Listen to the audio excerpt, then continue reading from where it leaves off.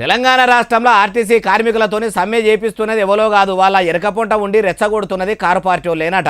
అగో బీఆర్ఎస్ లీడర్లు బుద్ధి లేకుండా అట్లా బస్సులు బంద్ చేసి ధర్నా చేయమని ఎందుకు చెప్తారు?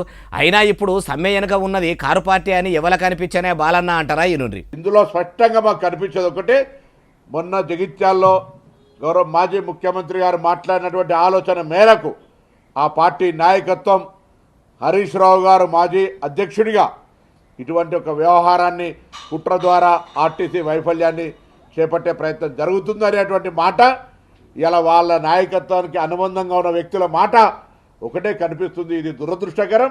ఈయనరా బీసీ మంత్రి బస్సుల మంత్రి పొన్నం ప్రభాకర్ సార్ ఏమంటుండో, కారు పార్టీ లీడర్లే కావాలని కుట్ర చేపించి ఆర్టీసీ కార్మికులతోనే సమ్మె చేపిస్తుండ్రు అనవాటి. మరి నివొద్దనే కారు పార్టీ కుట్ర చేస్తుందా? సీదా కేటీఆర్ సార్ని అడుగుదాం పాండ్రి.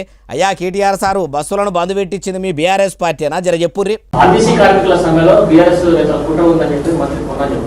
పొన్నం ప్రభాకర్ గారు అంటే నాకు గౌరవం ఉంది. దయచేసి పొన్నం ప్రభాకర్ గారు నేను రిక్వెస్ట్ చేస్తా ఉన్నా, అన్న మీరు పని చేయండి, మేనిఫెస్టో చైర్మన్ మన శ్రీధర్ బాబు గారు, మన జిల్లా మంత్రి గారే, మేనిఫెస్టోలో 28 పేజీలు ఏం రాసిండో ఆర్టీసీ కార్మికులకు ఒకసారి పొన్నం ప్రభాకర్ గారు చూడాలని నా విజ్ఞప్తి. ఈయనరా ఇంకా మస్తుగానే అన్నాడు, మొత్తం ముచ్చటి నుండి విజ్ఞప్తి.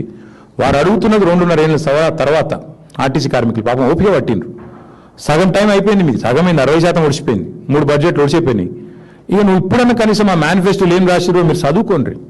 మీ శ్రీధర్ బాబు ఏం రాసిండో పొన్నం ప్రభాకర్ అన్న చదువుకోవాలి.